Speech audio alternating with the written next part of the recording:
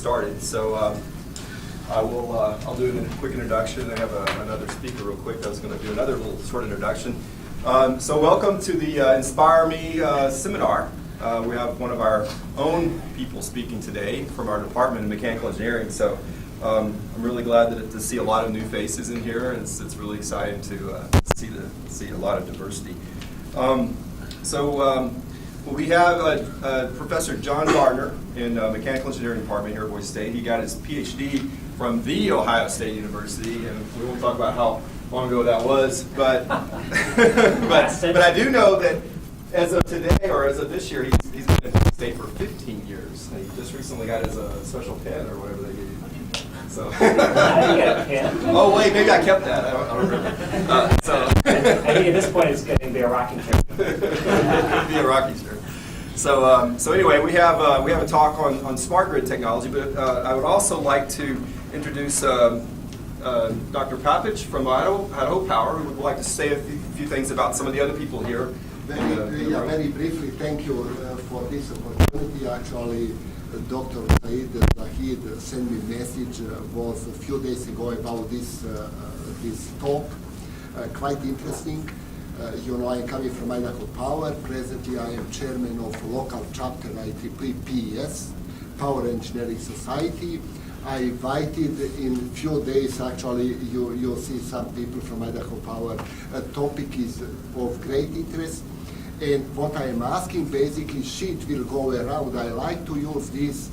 We have as a technical meeting, there is requirement to sheet to go and sign up, please. It is important for us because we might get some money from top IEEE if we have like 4 meetings for the first time, maybe in number of years.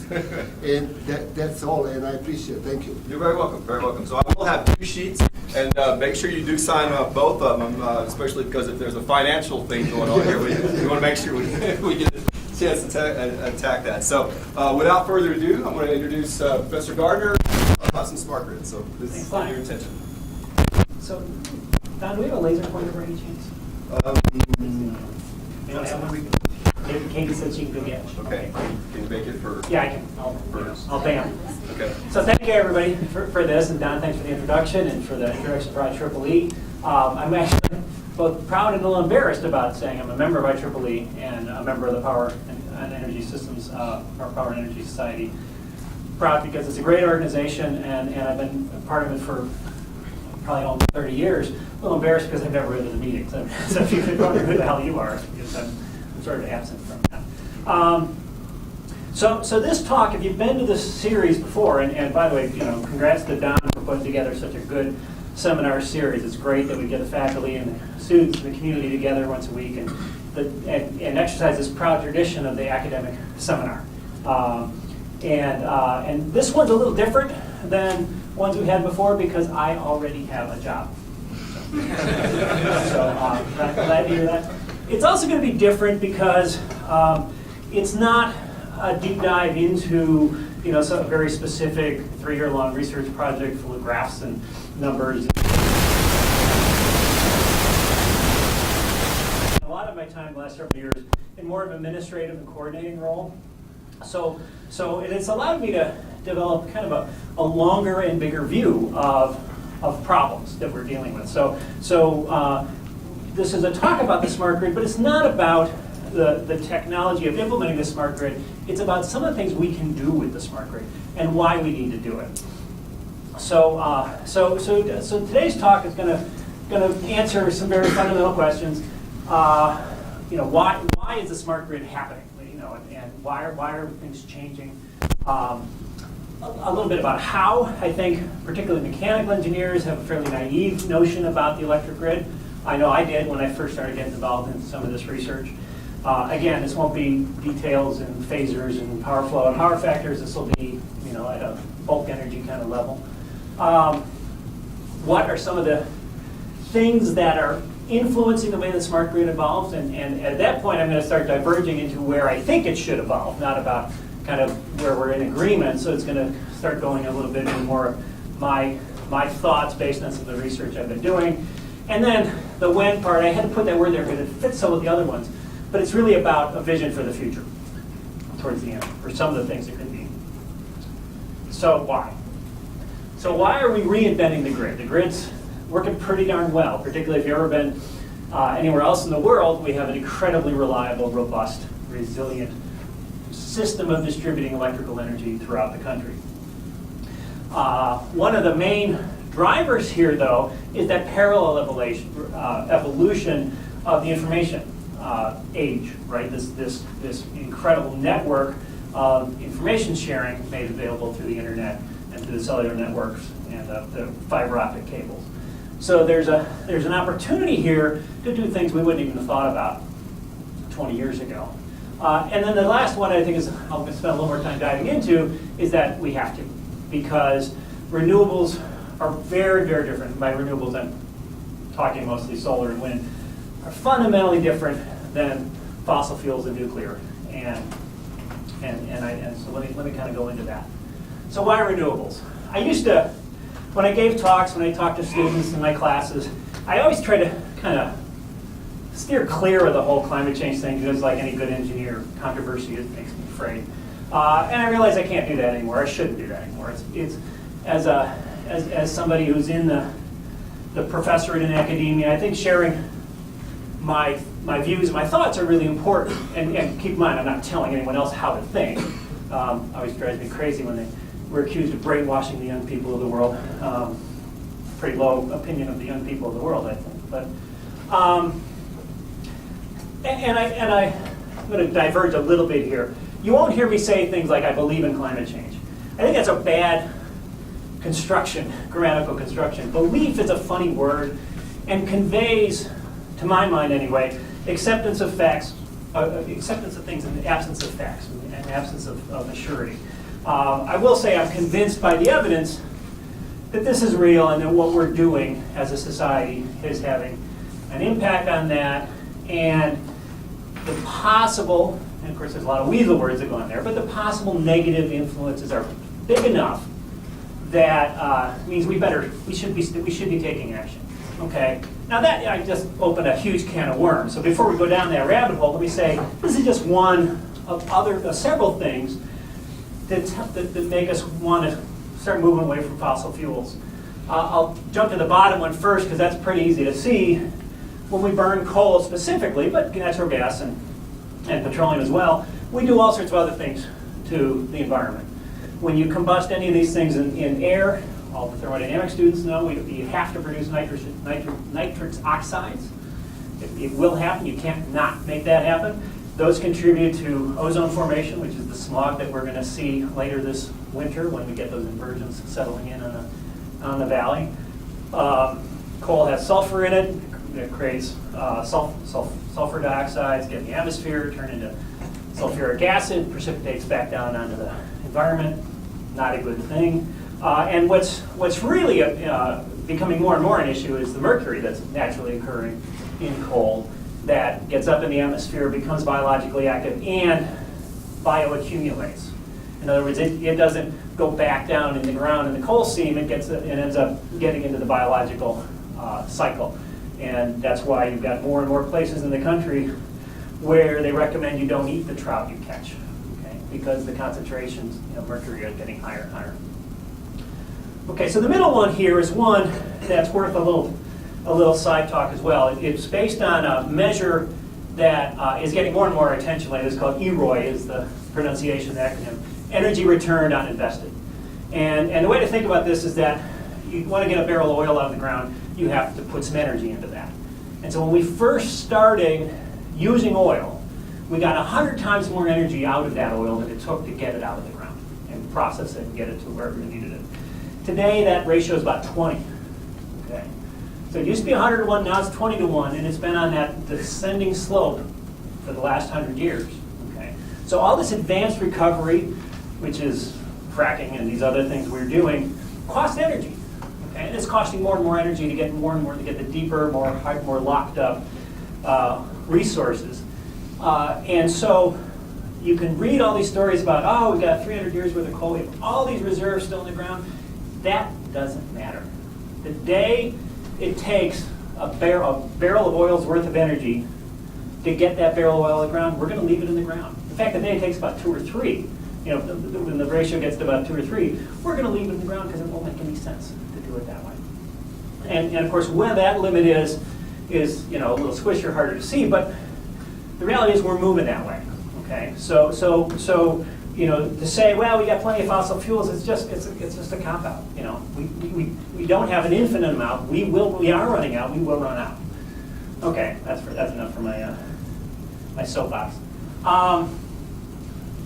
Why are they so special? I think it's worth spending some time just think about this. These are incredibly dense forms of energy. Okay? We can't recreate anything that looks like this. And I think what I want you to think about, realize is that they're really stored solar energy. It's a form of solar energy.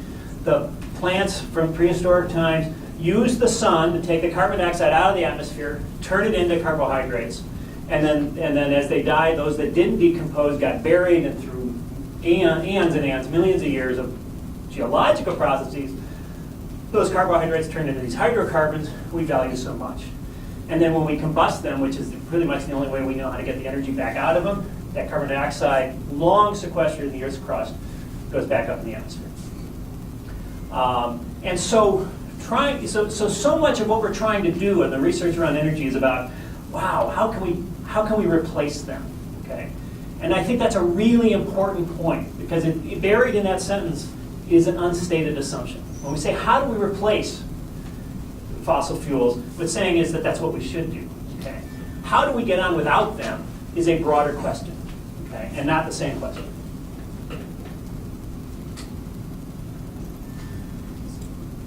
Okay. Oh, this is just the pointer. That's how you advance this. Got it. I think I got that.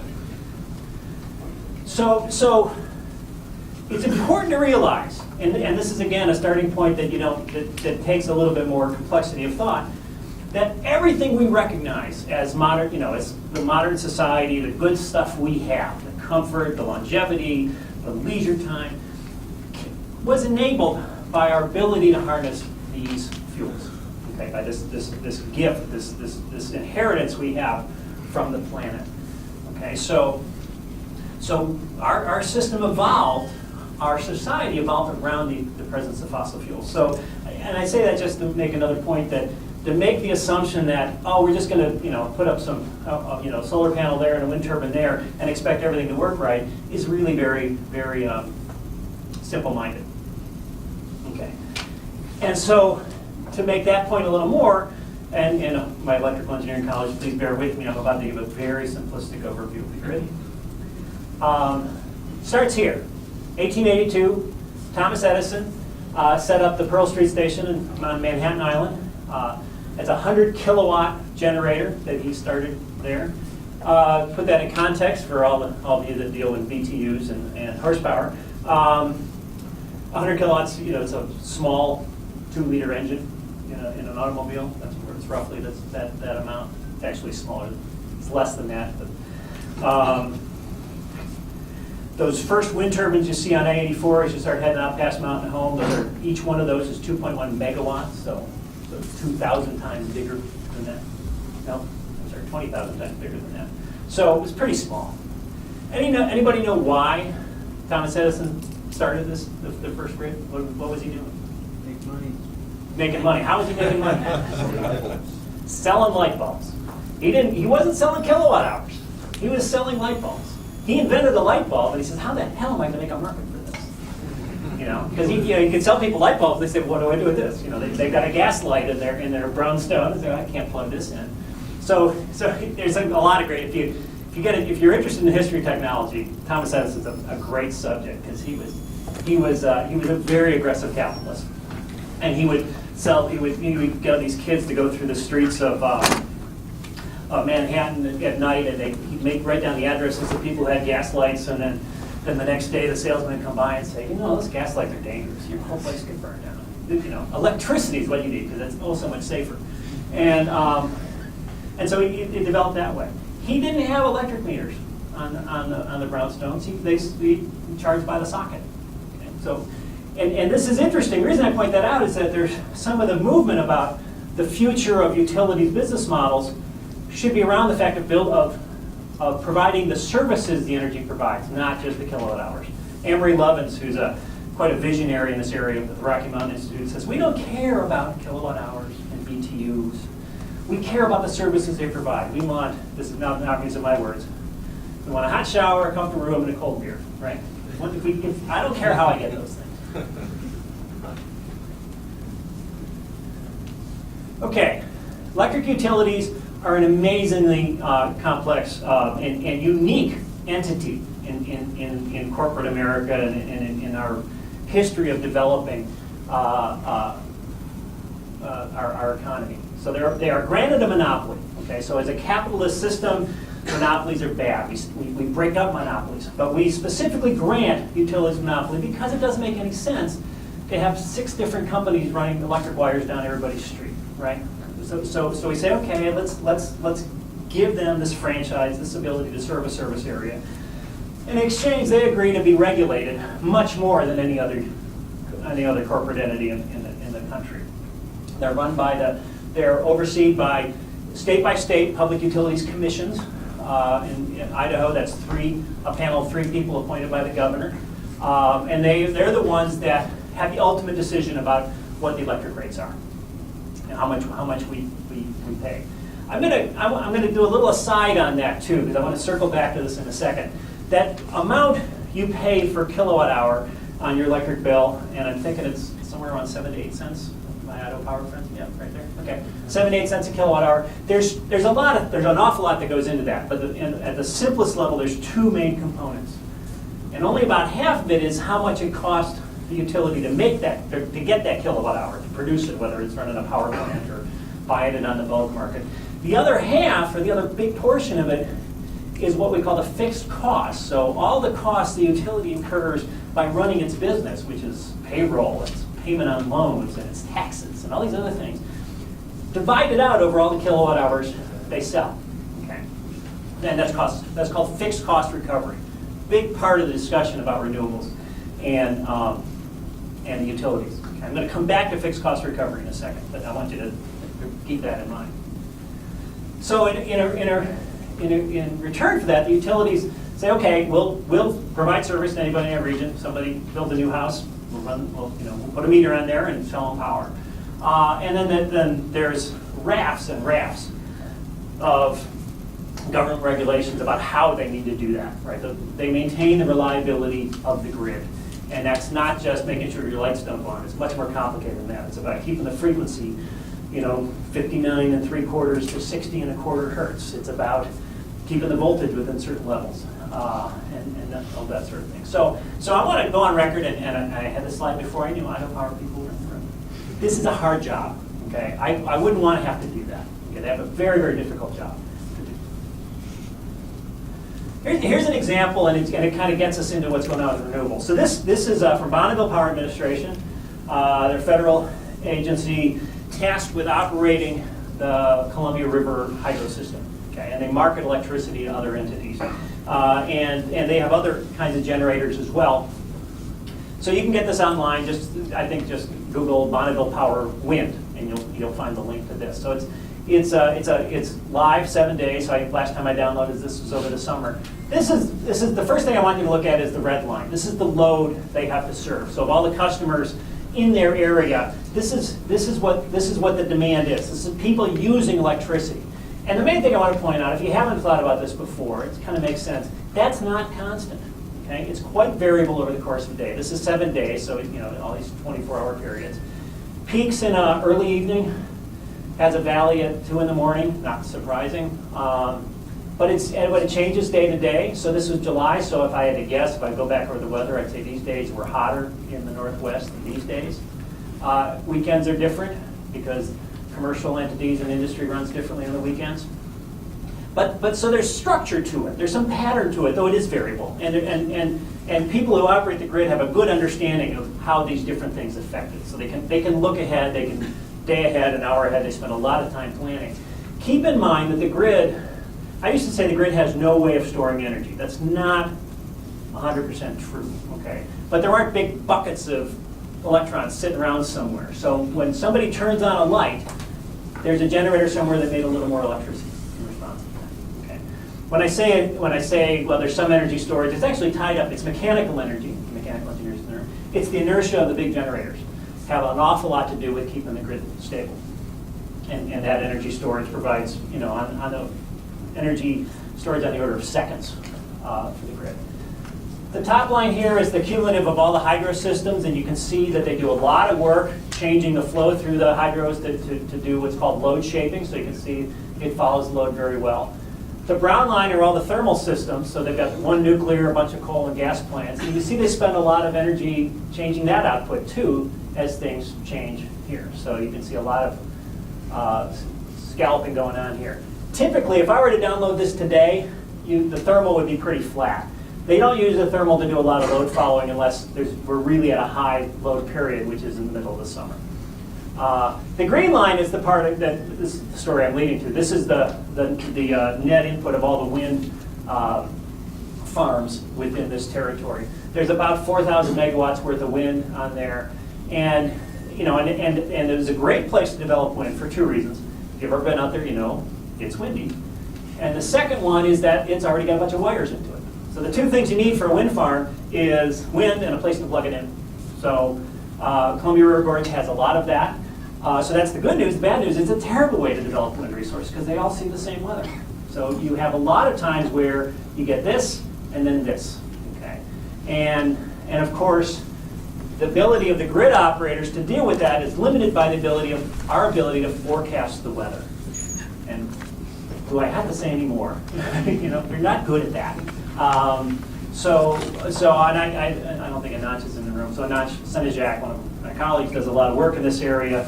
But last time I spent a lot of time in wind, the best forecast for what was going to happen in the next 15 minutes of wind is what's happening now. Okay, that's the best guess. It's like, well, it'll be the same. And somewhere along the line it will be wrong because it will change. But that's still the best you can do. It's scary.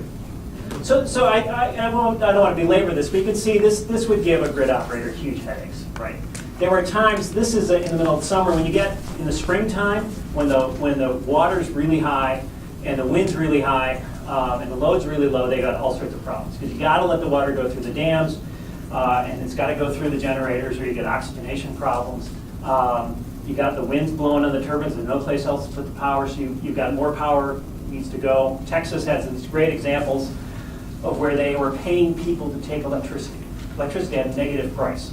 So if you had a giant toaster in the middle of the desert that did nothing but just dissipate heat, you would make money. Pretty weird stuff going on. I can see you have an idea. That'd be global warming. Yeah, that's right. Throwing more heat into the system. So you can't get into this very far without running into what I think is this one very colorful turn of the phrase, the utility death spiral. Sounds like something from a Star Wars movie. So remember what I said earlier about fixed cost recovery. Okay, so this is part of it. The graphic, this is not my favorite graphic, but I had an emergency trip to events yesterday, so I'm doing this at like midnight last night. But I think it illustrates it pretty well. So basically customers, us, are now faced with choices that we didn't have before. We were thinking about things before. One of the things we can put solar panels on them. Those are getting less and less expensive. When we buy new appliances, we can say, hey, I'm going to make sure I get a really efficient appliance. Or I can just simply be paying a lot more attention to how I use electricity. Okay. All those things result in purchasing fewer kilowatt hours from the utility. Okay, and the part that I don't like is here. So I mean, to a certain extent, utilities lose revenue, but load grows. But the more important part that happens is if there's fewer kilowatt hours sold, then those fixed costs get distributed over fewer kilowatt hours. So what does that mean to the individual rates for people who are still buying kilowatt hours? They pay more, roughly. There are things you can do to reduce fixed costs, but the way this theory of the death spiral goes, people put a certain population of people put solar panels on their house, fewer kilowatt hours come out of the utility readjusts the rates, makes it incrementally more expensive. Next time around, more customers are saying, wait a minute, the panels got a little lower, the rates went a little up, more people make the transition. Same thing happens again. Fixed costs have to be distributed, rates go up. And so the death spiral is this notion that sooner or later, you've got a big erosion of the customer base. And it's not the death of the utility, but it certainly changes their business model a great deal. The two things utilities had, their ironclad assumptions that they could operate for 100 years was they will never have competition and the demand for their product will go up. Okay. Both of those are being challenged. Okay. Electric, across the country, the load electric demand has been flat for the last, 5 or 6 years. So it's really a very different world now. So coming into this is a very interesting study that came out of the Rocky Mountain Institute about 2 years ago, year and a half. The economics of grid defection. What they did was they said, okay, solar panels are declining in price, and they're probably going to kind of level off. They kind of projected out what how much they were going to cost. They're not going to be free, so they're going to level off. And batteries are becoming more and more available. Tesla wants to sell batteries for homeowners. And so it now becomes possible for the first time to actually conceivably go off the grid, to do what many of you in the room have already done, cut the landline, right? Many of you don't have a landline phone. Now we can do the same thing with electricity. You could tell out of power, thanks but no thanks, because you could be self-sufficient. And so they put together a system of how this would work, and they looked at 5 different markets in the United States. And they looked at projections of electric rates over time. And they did an economic analysis, 20-year life cycle, present cost, assumptions about discount rates and the whole bit. And they asked the question, at what time in the future, given these trends, will it make sense for customers, will it be more efficient for them or more economically efficient for them to move away from the utilities and go off the grid, literally? And the answer was, if you're a commercial entity in Hawaii, it was 2 years ago. Okay, so they've got these graphs. There's the graph for residential is also interesting, though we're not quite there yet. So for the Hawaii market, the blue line here, which is the cost for the solar, kind of hidden behind California because they have very similar solar resources, they intersected back here. So these solid lines are the cost of the solar system prorated over the life of the project. The dotted lines are the projected annual cost of electricity in the different markets. So in New York, which is not really known for being a great solar resource, that's 10 years out. It would make more sense to put up PV panels and batteries. In California, it's a little further out. But even Kentucky, which enjoys incredibly low electric rates like we do, it's out here. So and the great state of Texas is also represented there. And of course, it's a study, it's a projection, and as Yogi Berra once said, it's hard to make predictions, particularly about the future. But it's telling a story. There's a story emerging from this that says the world's changing, right? It's going to be a different place in the coming years. So much of the discussion is about renewable energy integration, and I'm kind of getting into the meat of the talk here. Loads, the way we use electricity is quite variable, but in aggregate, which is how utilities can look at it, it's fairly predictable. Okay? There aren't a lot of surprises going on in loads. There are some, but generally speaking, there's a good handle on that. So utilities have historically just said, okay, we'll keep an eye on what you're doing, and we'll make sure we have knobs to turn on our gas power plants and our hydro systems to meet that demand. And it has worked amazingly well for a very long time. And they've had very little influence historically on how we use electricity. And of course, that's changing, and I think some of you are probably already aware of that. They rely on a fleet of these generation things that can react at various time scales. Big coal plants, nuclear plants, once they're humming along, you really don't want to mess with them. They kind of want to do a constant output. On the other end of that spectrum are the gas peaker plants you see along I-84 near Mountain Home. Those are big jet engines bolted to the ground with a turbine on the end. They spin up pretty quick and have a pretty good knob on them, so you can change their output. Some hydro you can change the output, some you can't. Idaho Power's got two different kinds. The hydro systems through southern Idaho are called run-of-river. Basically, whatever comes in has to go out. But the Hells Canyon complex, they have a lot of flexibility on it. I hope I'm getting this right. There's people in the room that know this. Okay, but so you throw into that mix wind and solar, and boy, that's a whole nother set of variables, right? You can say, well, it's kind of like negative load. It's, you know, if the wind comes up, it's like the load dropping. But it does it in a very different way than it has historically, right? And so it is definitely a challenge. And it's clear that the grid of the future, as we get more renewables, is going to have to operate differently. It's going to have a lot more flexibility. So what can we do for that? How can we make the grid more flexible? Well, this is what we usually talk about, right? Again, staying with that model of okay, we don't control the load, we have to supply it no matter what. Now we've got these variable generators. I know what we need. We need storage. Okay? We need batteries. We need flywheels. We need pumped hydro. We need anything that will allow us to take extra energy when the wind's blowing and the sun's shining, to save it for later. Okay, and that's sound reasoning. That's very solid engineering. All of these things require investment in additional infrastructure. Okay, and that's really investment in infrastructure. Capital costs really drives this industry. Very sensitive to capital expenditure. So even though these are straightforward solutions, not many people are pursuing them because it's expensive and it makes electric rates go up, and nobody likes that. Okay. The other thing we're doing, we collectively as society, are looking at working with traditional generators more flexibly. Okay? What can we do to make them more responsive? So things we can do in our hydro system to make them more responsive. There's a lot of research going on the nuclear power side. Okay?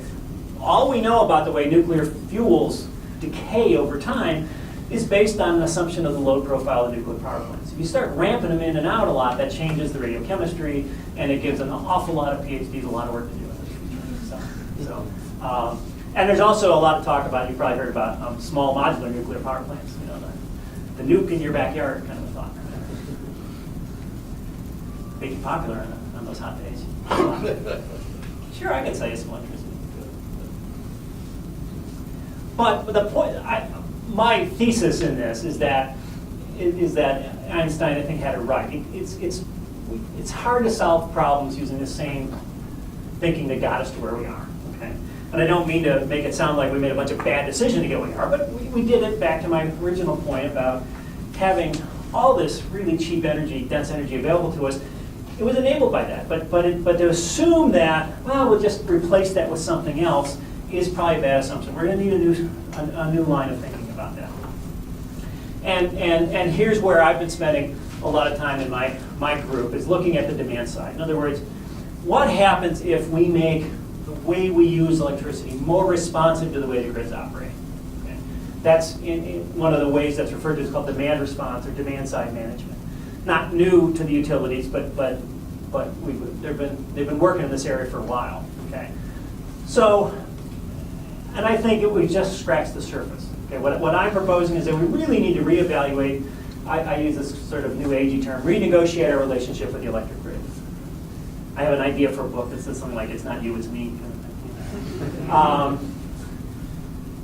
Because if we don't, I don't think we're going to get there. Okay? I don't think, if we don't really enlarge the problem to look at the whole field, we're not going to get to where we want to be. So this is one of the areas that's actually made a lot of headway.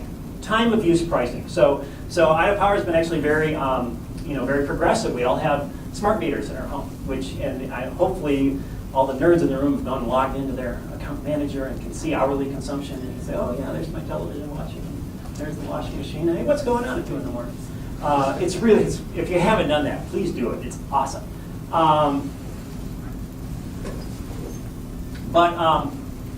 But that same technology allows the utility to charge different rates at different times a day. And that makes perfect sense because it costs different amounts at different times a day. When you're remember I saw that big cycle, to meet that lowest demand, you've got a lot of big plants that are running all the time, that are very efficient economically, they do really well. To meet those peak demands, you've got these gas turbines that generally are a lot more expensive per kilowatt hour to run. okay? But they were not expensive capital cost ones. Okay, so you've got this this trend that geez, if we could, and it's a sound economic theory, right? If we could pass those costs on to the consumer, they'd make different decisions, and we'd level this out. Life would be easier. The grid would be more reliable. Life would be good. And I've had this argument with Rick Gale, a former executive of Idaho Power. I said, that's never going to work. And he said, oh, no, it's going to work. In 2009, this report came out of Berkeley Labs, and I think there's been some since then, but I actually know some of these authors. They did this. They rolled it out in California. They did a very extensive follow-up over the course of it. And basically, what they found, I kind of highlighted this as minimal effects, okay? What they found is, and part of what they did was they gave people a little display on the kitchen counter saying, oh, electricity just got more expensive. You can make different decisions now, right? And what they found was, that first week, everybody's enamored in new technology. They made all sorts of changes, and they were keeping score of it. That's good. And about a month into it, they were still sticking with some of it. 6 months into it, it was like, come on, they were right back to where they are. How many people have bought a membership in a gym and worked like hell for 2 weeks and then never saw it again, right? It's really hard to change. I was one of them. It's really hard to change behaviors, okay? And I don't think it's impossible to do it with price signals, but I think the price signals will have to be really high, and that'll be really unpopular as well. Okay. So another form that's already being used is what I would consider kind of the simplest, the first generation of demand response. So basically, selectively give the utility control to selectively shut off some loads. Idaho Power's has had a program for several years, AC Cool Credit, and another one with the irrigators, that basically rebated some money to the customer, and in exchange you allowed them to install a little radio-controlled relay on your air conditioning compressor. So when they're meeting these really peak days, and it's only usually 3 or 4 out of the year, they will take a group of air conditioning compressors and turn them off for about 15 minutes. And then when those come, they're allowed to come back on, there's another group that go off. And so they can shed load over time. The irrigators, same way, right? Big, 100 horsepower, hundreds of horsepower motors. Ask people to say, can you irrigate 3 hours from now instead? Okay. And that's been very effective. And what you get out of this is you don't have to buy the next peaker plant. Okay? It's a much more economic way of meeting peak demand by paying people to defer electric use. Okay. And this is what it would look like. Okay, so I brought this from the energyeia.gov. So the blue line is what a typical summer afternoon load shape might look like in a given area. And the red line is what happens when they call mismatched demand response. When you say, okay, we're going to cut out some of the load and cut out some of the load, and it comes back again. So this area between represents, and this is where it gets a little metaphysical, represents an event that didn't happen. It represents consumption that didn't occur. But now they have the peak demand the utility had to meet that day was 23 gigawatts, not 24. A gigawatt, and this is like a California scale thing, but a gigawatt is the size of a nuclear power plant, right? So if you didn't have that nuclear power plant, that's huge, right? However, and now we're getting into some of the stuff I've been working on in my shop with some of my folks. So this is just a little cartoon image of what's going on in a house or a building. Buildings are thermal mass surrounded by an insulating envelope. Okay, so for the electrical engineers in this, they're a capacitor and a resistor. And sometimes there's several capacitors and several resistors. But the thing to keep in mind, people talk about buildings are making buildings more efficient. Efficiency in building science means something different than all the rest of engineering, because all of the energy you're putting into HVAC is to fix a problem you couldn't stop. Okay, there isn't any kind of useful work out, right? It's just in an air conditioning system, all you're doing is removing the heat, the unwanted heat that got in, either through the walls or through the people or through open windows or through activity going on in the house. So without going into a lot of detail, the envelope of the house has mass and insulation. There's internal mass from the internal walls and structures. There's contents, furniture. There's internal loads. There's people we generate heat at the rate of about 100 watts. Everything we plug in the wall, all that energy ends up as heat in your building, in your house. You cook things, then you got infiltration. So this HVAC system, now kind of getting back to the demand response, you're removing heat that's coming in from the outside, okay, on these hot summer days. So if you do it as a simple shut-off, that home, when the air conditioning compressor is not on, not surprisingly, will continue to gain heat. It'll get hotter, and that heat will eventually get removed. Okay. So at the end of the result, at the end of this demand response event, your air conditioner is going to be running longer as it's getting rid of that excess heat it picked up. So a good thing has happened. You've shaved the peak. It made it easier for the grid to operate, but it didn't save energy. Okay? And that's one of the things to keep in mind is that demand response doesn't save. You get paid for losing some of your convenience, but you're still going to be used pretty much the same number of kilowatt hours. Now, as we go to the next level and say, okay, how can we do this so that people aren't uncomfortable? Okay, so during that time, the temperature rose. People might say, oh, God, I paid for that air conditioner, and I have a God-given right to electricity. I want it to be cold. So we can do things called pre-cooling. If we know the event's coming on, and usually we can see this coming, we can run the air conditioning compressors a little longer, and it's a way of kind of think of it as storing energy in the thermal mass of the home, right? Make it a little colder so that as it goes through, the temperature it rises to is still in your comfort zone, whatever that is. Now the problem with that is now that delta T you're working with is, delta T between the outside and the inside is greater, which is driving more heat into your home than it would have otherwise. Plus you're now pushing your air conditioning system into a less efficient domain, okay? As those temperature differences get bigger, it's having a harder time meeting those things. Your COP gets worse. So a couple things happen here. And I apologize for the kind of busy graph. This came from John Steuben. I visited some folks at National Renewable Energy Lab just 2 months ago. These guys are working in this area. They developed a simulation model for a neighborhood of homes, and they looked at, well, what would happen if they all got into this sort of pre-cooling mode? Okay, so it's a little busy graph, but the blue line is the kind of the cumulative, the net aggregate load of this neighborhood without pre-cooling.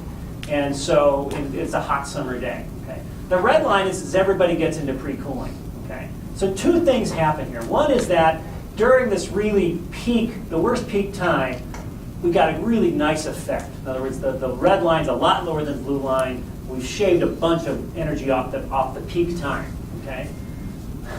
However, look what we did over here. The peak now at the end of the pre-cooling started right around here. At the end of the pre-cooling time, when we shut things off, that peak is a heck of a lot higher than the original peak was. Okay. So all we did is we've shoved the peak somewhere else. It's what I'm now starting to call the snowplow effect, right?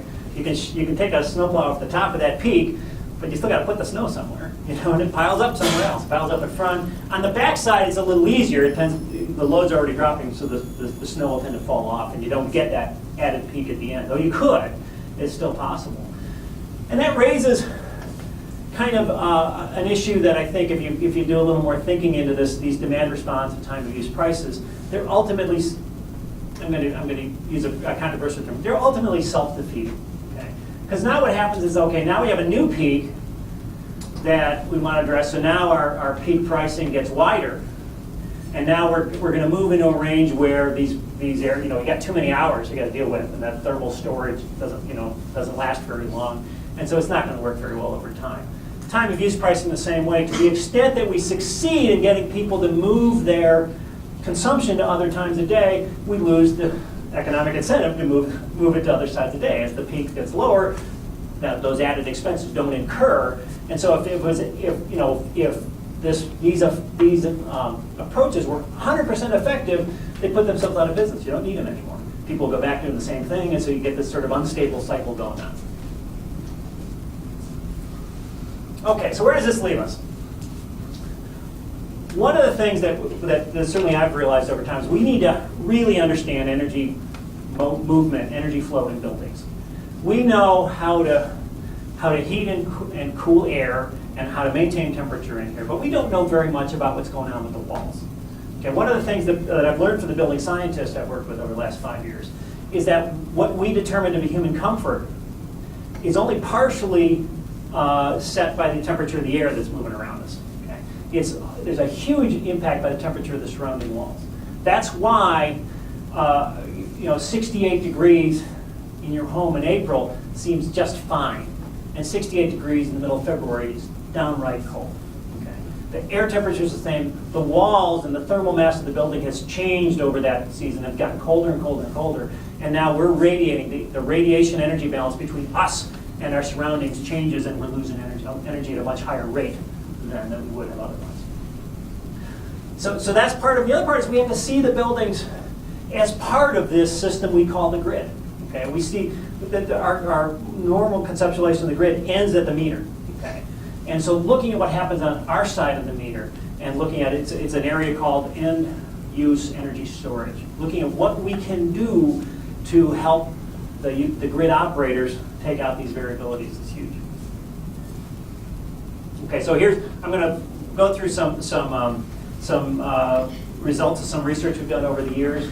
This was a team project with Penn State. We subcontract with them. They got a big contract from Building America, the Department of Energy program focused on home energy management. Big partnership. We had the folks at University of Idaho, the Integrated Design Lab, Idaho Division of Building Safety in there. And my part of the project was we worked with a company called Sequentric that makes smart grid devices for the home. And we had a device we could put in people's homes on their thermostat, and it kind of hung in the wall cavity behind the thermostat. And then did a radio communication with a box that was sitting next to the internet, the Wi-Fi thing, and then pinged it over the internet to a server here on campus. Okay, so I got the temperature of people's home on 5-minute sampling periods. And so here's typically what we got. Okay, so you get a range of temperature. This is a thermostat that's kind of loose. Thermostats, of course, don't maintain temperature at a temperature. It's a band. And this is wintertime, so you can see the house cooling. It gets to the point the thermostat kicks the furnace on. It only runs for about 10 minutes. You're back up to temperature and it cools. And so a couple of things popping up in here. This house clearly has some kind of a setback going on. So it cools down in the middle of the day, it cools down at night. But if you kind of squint real hard, you can see these are sort of exponential decay curves. Okay? And more to the point, you can fit exponential decay curves to them, which is what I did. And now we're getting back to an RC circuit or a first order system. You got a bunch of mass stored in there. It's dissipating out through the resistive walls. What's the time constant? Right? That's a very useful piece of information about how weatherized the home is. And our theory was the longer the time constant, the tighter the building, and the less energy it should use. So we did this for, I think we had 7 homes total, 1 in Pennsylvania, 6 here. Data communication when you're doing this is ruinously difficult. So we ended up with 4 data points that we could use. And so I graphed the time constant that we got from curve fitting those exponentials versus kind of a normalized energy use intensity. So looking at, and I tried to tease out the energy used for HVAC. We had some interesting methods for that. Divide by the square footage of the home. So the size of the home didn't matter. And we got these, and I did this energy use 2 different ways for a couple of them. So we have these 3 lying on this very seductive curve, doing exactly what we want. So higher time constant, less energy use. This is great. And then this guy comes and spoils the party. And we unpacked that one a little bit, and it was the system was cycling it, huge. It was the thermostat was kicking the furnace on and off every 5 minutes. But I can't quite bring myself to ignore the data point. But I'm comfortable that why that's different than all the other ones. Okay, in buildings, I'm going to fly through this slide real quick. So we know a lot about big commercial buildings. And about how to design them, and we use energy modeling in the design process. And this modeling can be lying along a spectrum. At one end, we use something called Energy Plus, or these architectural and engineering building energy models, where you essentially are building the building in the computer. It's got these kind of walls, and they've got this much plasterboard and this much insulation, and you expose them to the environment, and you do an energy balance on them, and they can predict how much energy it's going to take to heat and cool the building. And at the other end, you use just statistics in a black box. The building's already operating, how much energy you use, what the weather was like, how many people were in it, you come up with coefficients, right?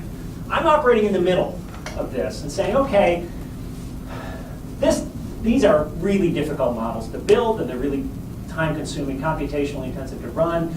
These are pretty easy to do if you have access to data, but they don't tell us anything. They don't give us any insight. In between here, there's a lot we know about, that we have thermal mass and thermal resistance. And so what I did was took data from downtown office building. Each floor had anywhere from 15 to 30 zones, and took the temperature reading from each of those zones and put it into system processing, and did essentially what a structural engineer would do, called modal analysis, but I did it for thermal systems. So instead of second order differential equations, I decomposed it into first order differential equations to look at how the zones heat and cool relative to each other. And I painted these little, I keep doing them. That's the one that dances slide. I made these little drawings. So this is the floor plan, and I gave them shading depending on what their mode shape looked like. That's how much they participate in this mode. This is a very boring one. It's got a time constant of 2 days long, and they all have the mode shape has all the same coefficient. In other words, they all do the same thing. Well, this is what the structural engineer would call the solid body mode, but this is equilibrium, right? You turn off HVAC for 2 days, they're all going to settle out, and they'll all be the same temperature. But there were other modes that we looked at. Modes that were on the 5 hour, 5 minutes, almost 6 hours, one that was 12 hours, and this is the one that was, I'm sorry, this was the long one. This was 10 to the 7th hour. So this was like out to infinity. That's the rigid body mode. But we had other ones going on here. We also found an oscillatory mode, which in a thermal system is, at one end impossible until you realize that I did this outside the HVAC system. It's picking up some oscillation of the HVAC system. And so we have a bunch of pictures that look like this, where you can see that some modes, some rooms are and this 4 hour cycle, 4 hour time constant, 5 hour time cycle, they behave very differently. So different shades of blue and green, or blue and red, mean some are heating while some are cooling. Okay, it means that their participation in this mode had different signs. So again, if it's a structural system, it's things going out of phase with each other. In a thermal systems, one's heating while one's cooling. And so this was really encouraging, interesting result. I presented this at an ASME meeting in Minneapolis. Got a lot of interesting discussion on it. We haven't had a chance to move forward with it because the funding for this kind of died out. But it's again kind of tantalizing, saying, wow, there's some interesting insight we can gain into where it is. Where I want to go with this is identify the thermal masses associated with each one of these modes and find paths into that thermal mass from the HVAC system. So we can store energy into that thermal mass in a specific way, and we'll know then how it'll come back to us. That's the problem with using this thermal mass and demand response. You can pre-cool stuff, but how will it come back again? How long will it take? How much of that will you lose by dissipating outside? Okay. Yeah, we're doing okay. So model predictive control. So this is the work we're doing. I'm on a committee. David Woods is in the room. He's a PhD student at University of Idaho. This is part of his project. The new CHSQA headquarters right on Front Street, they have a big thermal slab, they have a big hydronic system buried in a big concrete slab in the floor. What a great opportunity to do thermal mass research. So Damon's looking at model predictive control to try to look at the optimal way to pre-cool these systems to make them work the best.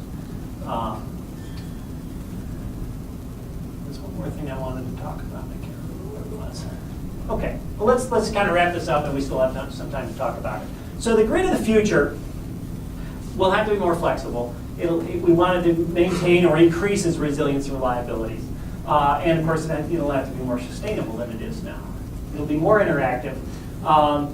And so where I think we should be going, the road we should be exploring, is not demand response in these distinct periods of time, and not demand response under central control. Okay? The same technology that we can use to turn things on and off, or that use to turn things off, can be used to turn things on. And it doesn't only have to be during peak time.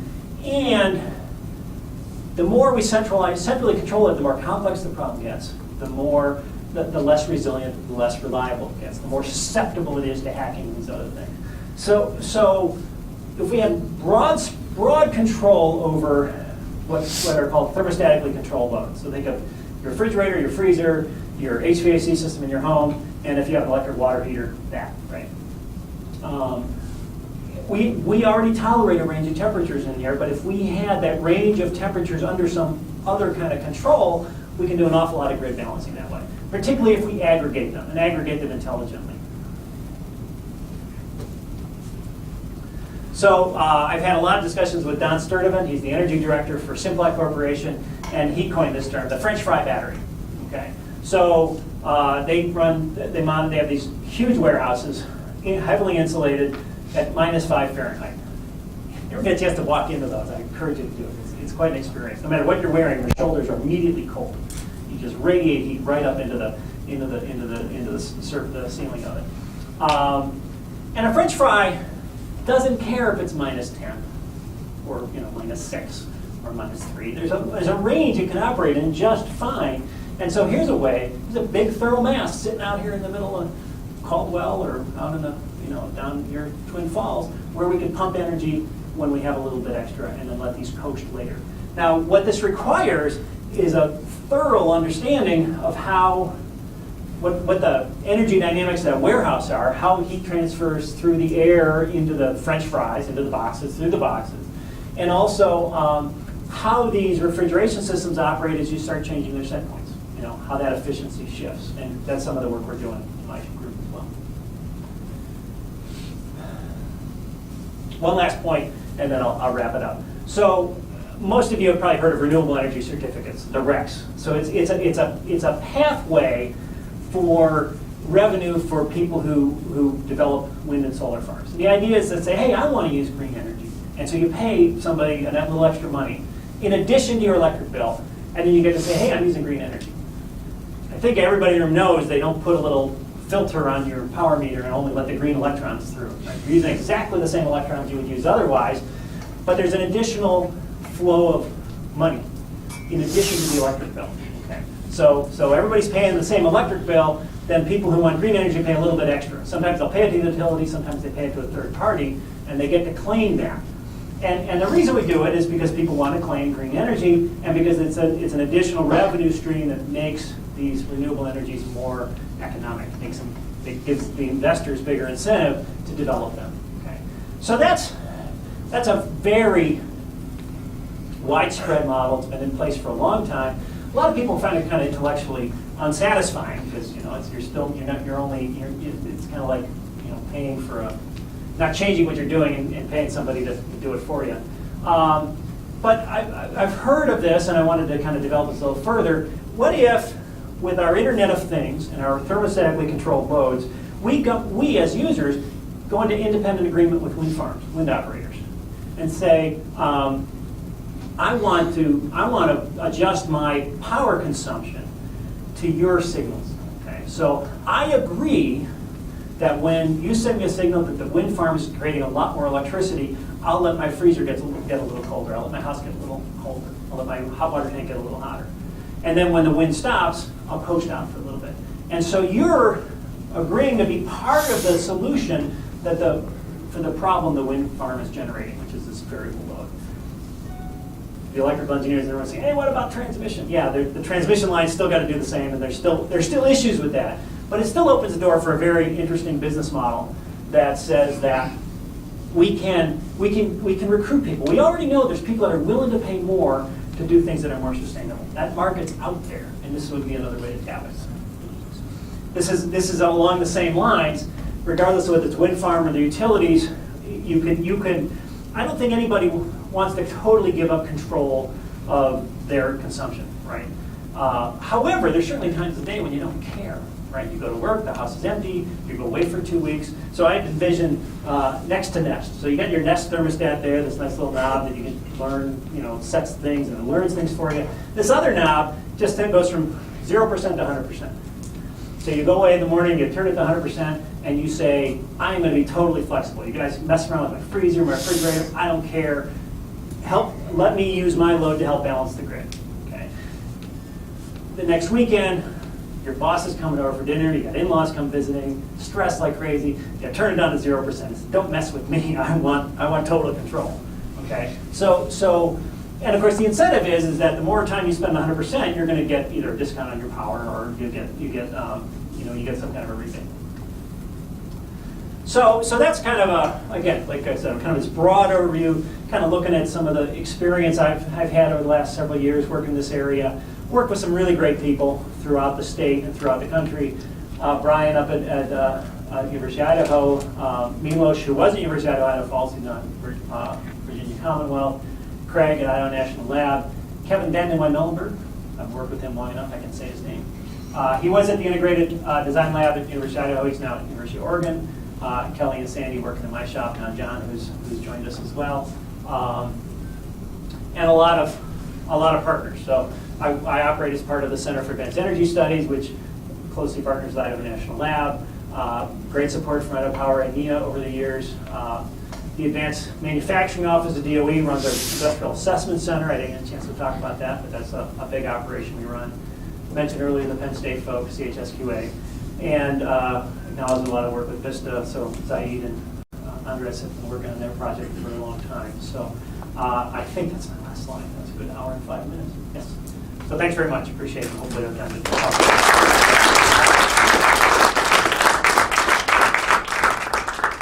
only see a few people now.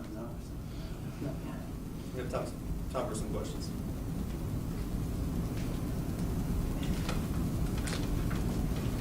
Done? Yeah. Let's see, the current model, where you buy a wreck, you get a green halo, you're essentially selling indulgences. This is the new god. Actually, carbon offsets are that. Wrecks are a little more. It's part of religion, nonetheless. In the little knob on the thing, 100% and 0%, which way is the money flowing? That's a good question, but I think the idea here is that if you give over some of your control to either the grid operator or the wind farm operator, you should get some compensation for it. So yeah, or maybe it's the other way around. Maybe the default is you do participate and you pay extra to opt out. So that's a few years down the road. That's yeah. A couple of years ago, I was looking at the different loads we could actually control in Idaho. You have a list? Do you have any kind of research on what, besides the French fry? No, I don't. I mean, that's a really good question. I mean, you guys must know who's using a lot of power. But I think the food warehouses are obviously a lot of people have been paying attention to that. There's a couple of reports I just came across from EPA. They've been looking into that. But I guess the attractive thing about those, which are really high, good markets of opportunity, but all these other, these are buildings. They're all thermal masses. No new infrastructure, right? I mean, that's the beauty of it. It's all about finessing the control and aggregating it in a way that makes sense. And there's a lot of work to be done in that area. Yeah. Okay. Yes. You actually gave the definition of smart a little wider, but we who coming from utility actually electric power, we see changes, even in methodology, how to deal. Basically, my point is, and I like your comment, we're getting a little complexity. You have interaction now, information technology, grid, communication, smart devices, all these actually generate a little more problem we didn't learn how to deal. And basically, as you pointed out, so many research going on. Smart grid is very good topic for PhD students and so on. But really, in practical way, there is a lot of difficulty besides what you already mentioned. I don't know. For instance, a good example is for a number of years, power engineer used one test system we call reliability test system, RTS. And both classical stuff. Now we need to modify this basically to use wind, solar, all this variability and so on. Totally different world. Methodology which been developed in the past don't work anymore. Yeah. Absolutely, and I think one of the things we've found in our group is that simulation tools are huge. I mean the simulation tools, much of them in the power systems, and now I'm just repeating what I've heard, the loads are kind of playback, right? You've got recorded historic loads you play back onto your power system simulation. Well, now if the loads are now actively responding to what's going on there, it's like a whole other game. And so, and the granularity of a per house of a utility that's servicing 400,000 homes, how can you simulate that? So I think developing new tools is a very it's a real big need. I think it'll be a big research area in the future. Absolutely. Very good. And students can ask questions. Students not just power guys. Yeah. Do you feel like there's a difference in the actual existing technology that controls the power flow versus the desired amount of control to shift the power around? Boy, there's at least 4 people in the room that know a lot more about this than I do. That's an area that's a lot of when you talk to the electrical engineers about the smart grid, that's what they're talking about the tools for power flow control. I'm obviously not talking about that. I'm looking at what we can do on the consumption side. So yeah, I think there's a lot of work going on in smarter control and faster and things that don't just flip off when they don't like it, because that can cause a cascade, right? There's all sorts of things that go on there. So yeah, that's not an area I spend much time in. Any other questions? All right, well, let's thank you.